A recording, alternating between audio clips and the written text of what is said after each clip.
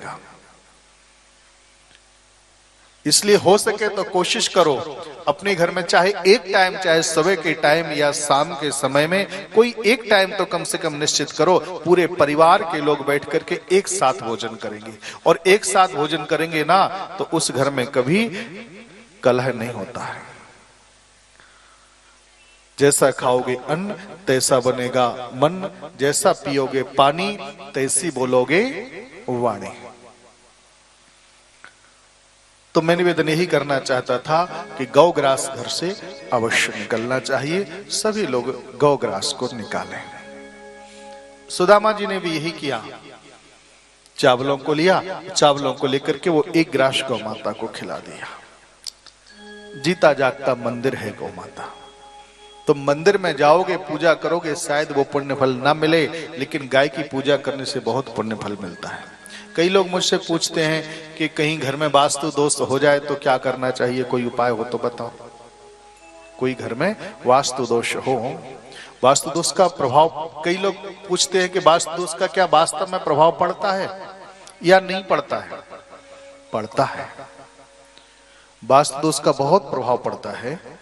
पहले भले ही लोग नहीं जानते थे, लेकिन फिर भी पहले जितने पुराने घर होंगे आपने देखना, उसमें वास्तु का बहुत ध्यान दिया गया होगा। भले ही किसी वास्तु शास्त्री को न पूछा हो, लेकिन बिल्कुल वास्तु के अनुसार ही बनते थे वो घर भी। क्यों? उन घरों को देखना, वो घरों में बीच में आंगन खुला रहता था, हर घर में आंगन होता था। आजकल घरों में आंगन ही नहीं रखते, पूरा घर बंद कर देते हैं। और जिस घर को बंद कर देते हैं ना, वो ब्रह्म स्थान होता है, बीच वाला जो होता है ना, जो खुला स्थान होता है, उसको ब्रह्म स्थान कहते हैं। अगर कहीं इसको बंद कर देते ना तो उसके लिए हृदय रोग होता है, हृदय से संबंधित रोग उस घर में हो ही जाते हैं। तो पहले क्या पूरा घर आंगन खुला हुआ रहता था।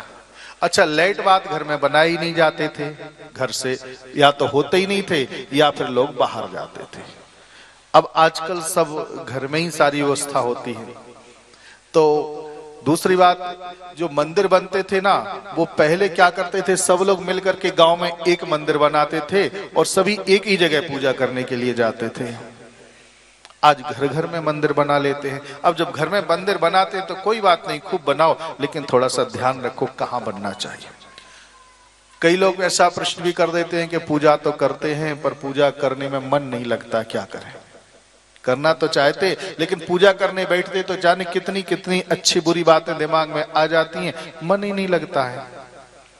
अगर कहीं ऐसी बात है तो उसका उत्तर केवल एक ही है, कहीं तुम्हारा पूजा पाठ में मन नहीं लगता तो पक्की बात है तुम्हारा जहां बैठते हो आप पूजा करने के लिए, वो स्थान कुछ ठीक नहीं है।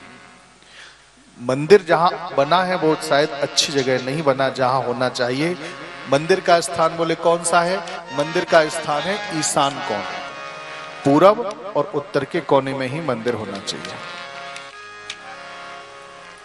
और अगर कहीं दूसरी जगह मंदिर बनता है तो पूजा पाठ में ज्यादा मन नहीं लगता है। दूसरी बात, अगर कहीं पूजा करते समय तुमको बेचैनी होती है या पूजा करने का मन नहीं करता, तुम्हारा मन नहीं करता, तो उसका एक कारण और होता है। कई घरों में मैंने देखा कि पूजा स्थल तो अच्छा है, बहुत सुंदर है पूजा स्थल, और मूर्ति भी बहुत अच्छी अच्छी है, मंदिर भी अच्छा है, लेकिन मैंने देखा कि मंदिर में जाले लगे हुए हैं, मकड़ी के जाले, नीचे धूल ही धूल जमी है। उस घर में अगर कहीं ऐसा मंदिर होगा, कहीं मंदिर में थोड़ी सी भी गंदगी कहीं होगी, धूल होगी या जाला होगा या कालापन होगा इधर उधर, तो उस घर में, उस मंदिर में तुम्हारे लिए मंदिर में बैठ करके पूजा करने का मन ही नहीं करेगा, तुम्हारा मन ही नहीं बनेगा। और बैठ भी जाओगे जबरदस्ती से तो मन लगेगा ही नहीं। इसलिए वहां की साफ सफाई होना बहुत जरूरी है। दूसरी बात एक और है, पूजा स्थल ईशान में ही होना चाहिए, पानी का स्थान भी ईशान में ही होना चाहिए। अगर कहीं किसी के घर में जाओ ना और घर में कहीं किसी भी कोने में मकड़ी के जाले लगे हों और बहुत ज्यादा मकड़ी के जाले लगे हों, तो आंख बंद करके बोल देना उससे, भैया तेरे ऊपर, सर के ऊपर कितना कर्जा है।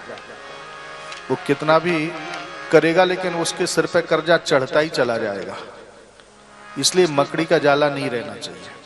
जब दीपावली आती है ना, तो दीपावली के समय हम लोग साफ सफाई करते हैं। क्यों करते हैं? सीधी सी बात, मेरे घर लक्ष्मी जी आएंगी, है ना, सब यही तो बोलते हैं लक्ष्मी घर आएंगी। बोले क्यों? बोले हम साफ सफाई कर रहे हैं। तो क्या दीपावली के दिन ही तुमको लक्ष्मी की जरूरत होती है? फिर और समय में नहीं पड़ती क्या? हर समय लक्ष्मी की आवश्यकता है, और लक्ष्मी की आवश्यकता है तो हर समय ध्यान रखो, घर को बिल्कुल साफ सुथरा हमेशा होना चाहिए। दूसरी बात, अगर कहीं दक्षिण की दिशा में आपने बेसमेंट बनाया, बेसमेंट कहीं दक्षिण की दिशा में बन गया तुम्हारे यहां, तो तुम कितना भी कमाना पता ही नहीं चलेगा तुम्हारी कमाई कहां जा रही है। बहुत सारी चीजें हैं। मैं निवेदन यही करना चाहता था, प्रभाव तो पड़ता है, ऐसा नहीं है, लेकिन कहीं घर बन गया और बनने के बाद में अगर कहीं कई लोग पूछते हैं कि दक्षिण मुखी दरवाजा है, हमारा घर दक्षिण मुखी हो गया, दक्षिण की तरफ दरवाजा है, अब क्या करें? बोले जा अच्छा नहीं होता है। उसके भी कई उपाय हैं। कई लोग तो क्या करते हैं, अगर कहीं ऐसी कोई अव्यवस्था होती है तो बोले क्या करें? बोले घर को तोड़ दो। कई लोगों को मैंने देखा अच्छे भले घर को तोड़ना चालू कर देते। अरे बनाना बहुत मुश्किल है आज के जमाने में, घर को तोड़ते क्यों हो? बोले भगवान कोई ऐसा उपाय बताओ कि घर तोड़ना ना पड़े और वास्तु दोष का कोई दुष्प्रभाव भी ना पड़े। तो उसका एक छोटा सा उपाय मैं आपको बता देता हूं और गारंटी लेता हूं, वास्तु दोष का दुष्प्रभाव उस घर में पड़ेगा ही नहीं, और हर व्यक्ति कर सकता है उसको, चाहे गरीब आदमी हो और चाहे वो अमीर आदमी हो। संतों ने बताया, भक्तों ने बताया, विद्वानों ने बताया कि दो काम हैं। या तो उस घर में एक गौ माता को रख दो, जिस घर में गाय रहती है उसमें कभी वास्तु दोष का दुष्प्रभाव नहीं पड़ता, क्योंकि गाय है मंदिर है, वो साक्षात मंदिर है, और जहां मंदिर होता है वहां वास्तु दोष का कोई दुष्प्रभाव नहीं होता है।